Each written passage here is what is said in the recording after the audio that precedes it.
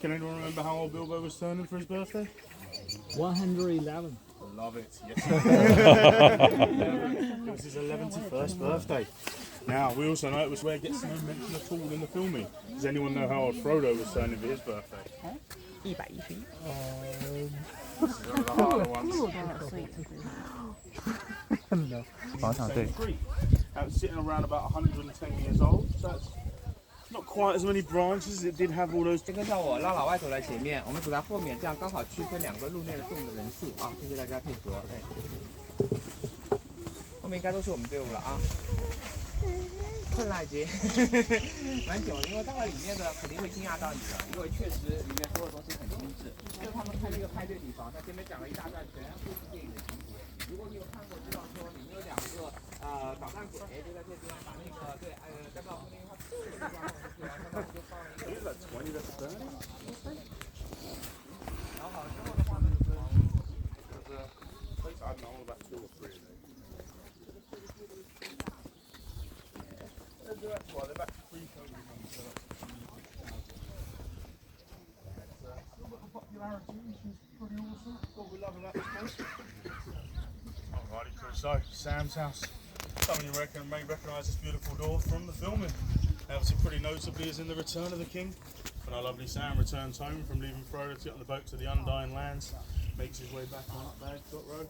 Greeted by the family, they all go in and close the door behind them, and sadly that's the end of the trilogy, and you have to decide if you're going to watch the whole thing again or if you're going to have a little break. Tough questions sometimes have to be asked. And something that makes that scene a little bit more special is the wonderful Sean Astin that played our Sam when he's making his way up Bagshot Road. It's actually his own daughter Ali, who was about 3 years old at the time of filming, that runs out and gives him a hug before they go in. And the wonderful Rosie, played by Sarah McLeod, baby arm. That was her own daughter Maisie. She was about 8 months old at the time of filming. They put a little blue bonnet on her head to make her look like Frodo. 38 people through one door because that would kind of be like, well, the doors are right. Really messy, which we don't need. Don't you worry, I'll lead the way in a second. Okay, Napa, we'll just go to the red one. Yep, so once my lovely person comes out of there to take you through. Okay, I know that. Thank you so much. Back at you go. 各位，把所有的伞要放在这边啊。 Remember, tour guide, leader. 把伞都放在这个回收口啊。 Alrighty, crew. So these beautiful Hobbit holes, they opened up to us on the 1st of December last year. That means they've only been open to the public for the last. So sadly, for that reason, they did never appear in any of the movies, unfortunately.